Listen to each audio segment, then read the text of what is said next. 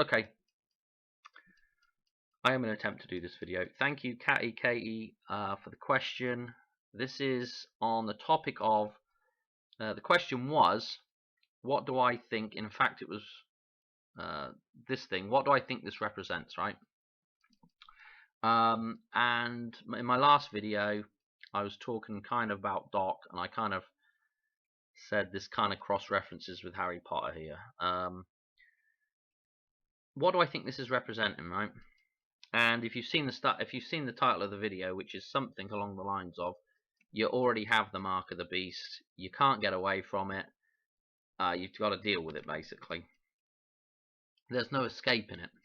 And the mark of the beast, let me explain something here, because this is referencing this mark on his forehead, yeah, is drawing attention to the place where ideas come from. I think most people agree this is where ideas come from, right? From forethinking in your head, so from the forehead, right? And this is what Doc is. He's an inventor, he's a mad scientist, and he's a creator, right? So he's inventing these ideas in his head. He's having the fictional ideas in his head. So he is the embodiment. He's the metaphor in the film for man's ability to have fictional ideas, right? He's part of the beast, right? This thing here, this is the mark of the beast, the forehead. The ability to have a fictional idea is part of that, part of the beast, right? I'll show you the other half of the part of the beast now. So of course, just back to cross-referencing. This is the other half of the beast. Hang on a minute. So back to cross-referencing with Harry Potter. He has this mark as well, yeah, and he's able to, he has a special gift where he's able to talk to snakes, serpents. He's able to have that, I don't know what they call it in the film, but that snake tongue, right? Which is, this is what the fictional side of the system is represented with, is the snake, right?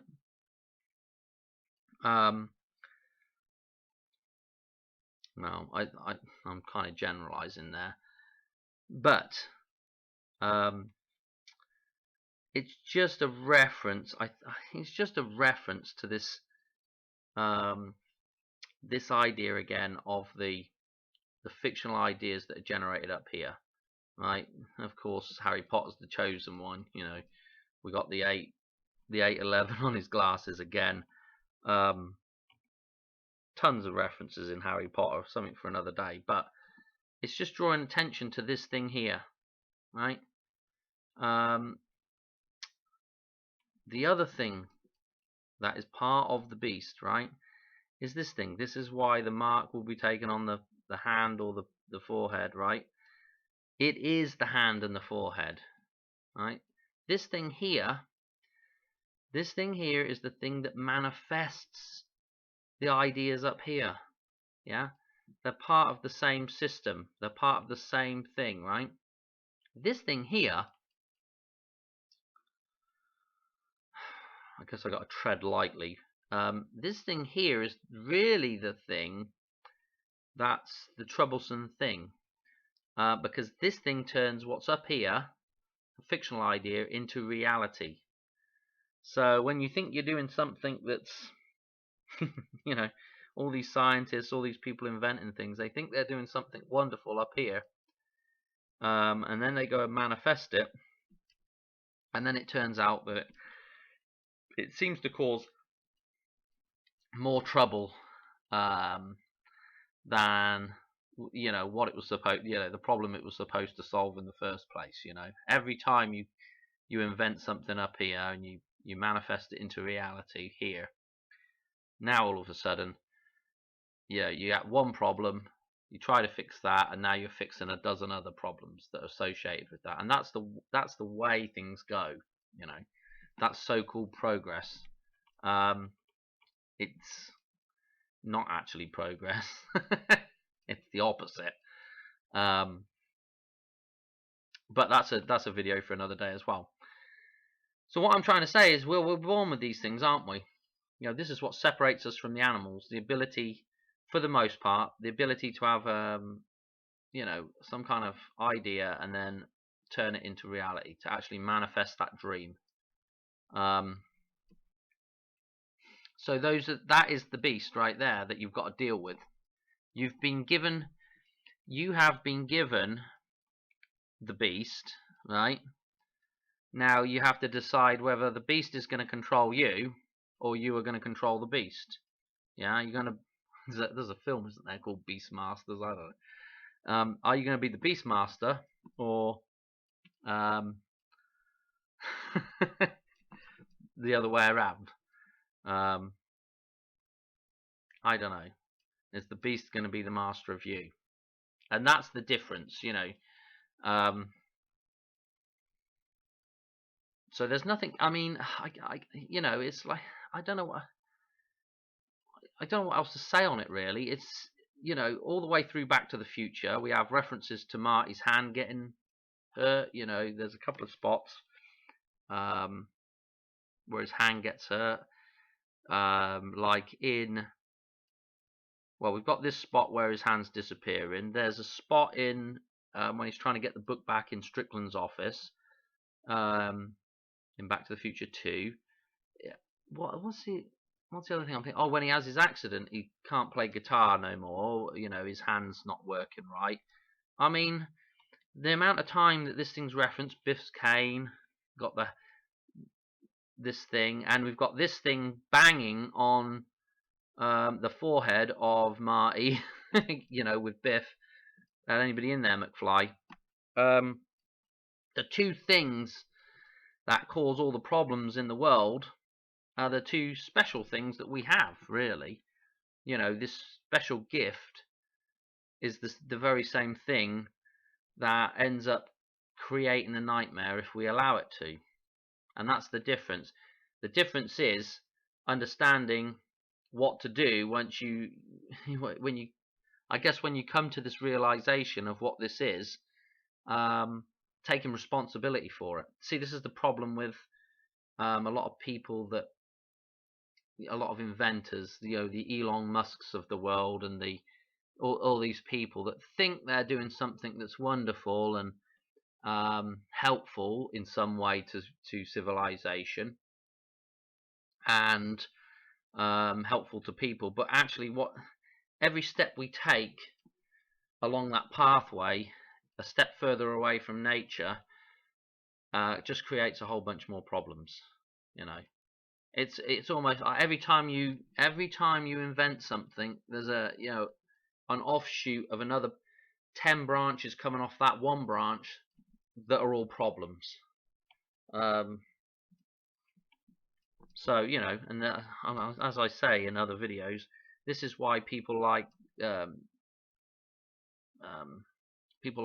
Amish have chosen not to go any further with their technology, you know, because they realize this fact, and everybody else in the world thinks that they're a bit nuts, but in fact they're actually quite sensible. This is why, you know, again, you see native people, not called native people, you know, like Aboriginal type people, not choosing to take on board huge amounts of technology. And this is the problem. The more technology you create, the more technology you manifest, the greater the grip of the beast is on you. You know, it's that simple. Oh, what else to say about it, really? You don't have to really get too bent out of shape about oh, I've got, you know, I don't have, you know, I mean, I'm sure there's people shouting this video saying, I don't have the mark of the beast. What are you talking about? I would never take the mark of the beast. Well, I hate to say it, but don't get our wires crossed here. What you're talking about is being controlled by the beast, I think, right? And that's something that nobody really wants to be. But you already have that mark. You already have that ability to create those fictional ideas and manifest them yourself, right? So that ability is the beast. Now, how you deal with that ability is, you know, depends whether you're on the righteous path or whether you're on a path to, you know, oblivion. What else to say? It's honestly that simple. That you already have the mark, and you have to decide whether you're going to be controlled by it or whether you are going to take control of it and deal with it. I don't know. I guess people can shout at the screen, do what they want. You know, I'm just looking at this picture here of his brother, and I can't remember what his brother's called. But his head's disappearing. So we have the fiction disappearing here, and then we have the fiction. The fiction, yes, the fiction, and then the ability to manifest the fiction into the physical world here. Two very important ideas to get your head wrapped around. And I don't think I can really do much more than that. I'm trying to think if there's anything else I can say, really. The whole point, the whole point of this is to draw attention to this. Yeah, that's the whole point of this. Is the whole point of this mark is to draw attention to what this thing represents here. Yeah, this is why the mark will be on the forehead or on the hand. And I almost would guarantee it. Sometime in the future, I mean, you can already see the references, like in Back to the Future, where he's got the digital watch on, and in number 2 they've got the headset things on, and there's always going to be those references, and there's going to be the references in real life with the cell phones and all this stuff, right? But I almost guarantee that at some point in the future there will be some kind of thing that happens here that is offered up by the system for you to take, and some kind of thing here. And the point of it is to draw attention to these two things, to draw your attention to what this actually represents, what it actually means, and becoming independent, becoming responsible for oneself, becoming responsible for one's own actions. A very difficult thing to do, because you have to, at some point, you've got to draw a line in the sand, and you've got to say, look, I'm not going to step across that line, and because the consequences of this fictional idea here, the consequences of me manifesting that into the world are this, this, and this, and this, and this. And it is inevitably what happens is one little idea manifests off several other little issues and problems and things that need to be resolved with that idea, and then you try to resolve this little idea here, and you have 4 or 5 more branches coming off of that so-called piece of progress that we're supposedly making, and it just causes more and more issues the further and further you get away from what has already been put in place, which is perfect balance, which is nature, right? Every time you take a step away from that, you're going to get a multitude more problems. It's just the way it is.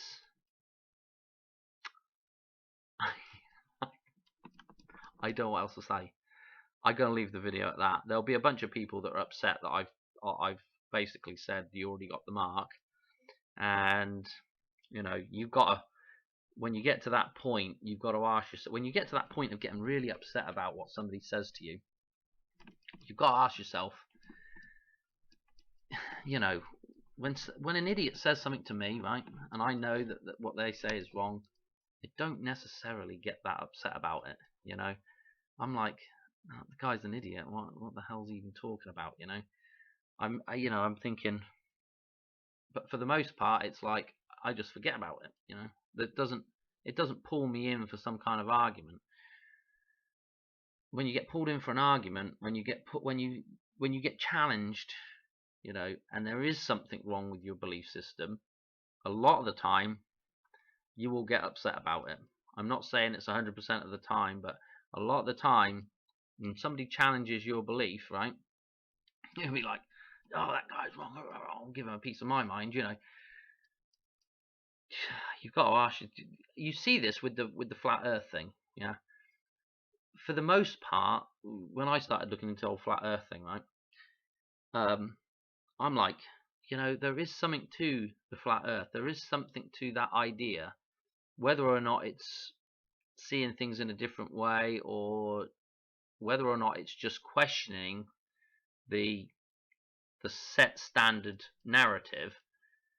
For one reason or another, most flat earth people said there's something wrong with the system right now.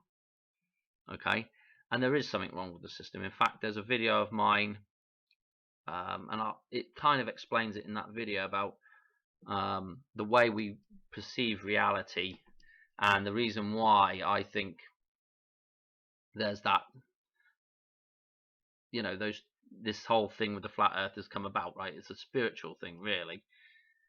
But what I'm getting at is, with the flat earth people, you know, they challenge the establishment, and there is such a pushback from people that just religiously think that what is put in front of them is the truth. And it's almost like when you get challenged and somewhere deep down, you know, it's almost like somewhere deep down there is something, I don't know what it is. It's that ability, it's that thing about being wrong, you know. I don't know, pride, I guess, as Marcellus would put it. That's pride messing with you. I don't know. Anyway, probably gotta leave it there because I'm just waffling now. Yeah, hopefully that's helpful to somebody. I don't know, there's probably a bunch of people just shouting at me now. Well, anyway, I'll leave it there and I'll catch you on the next one. Cheers, thanks for watching, and have a good one. Bye.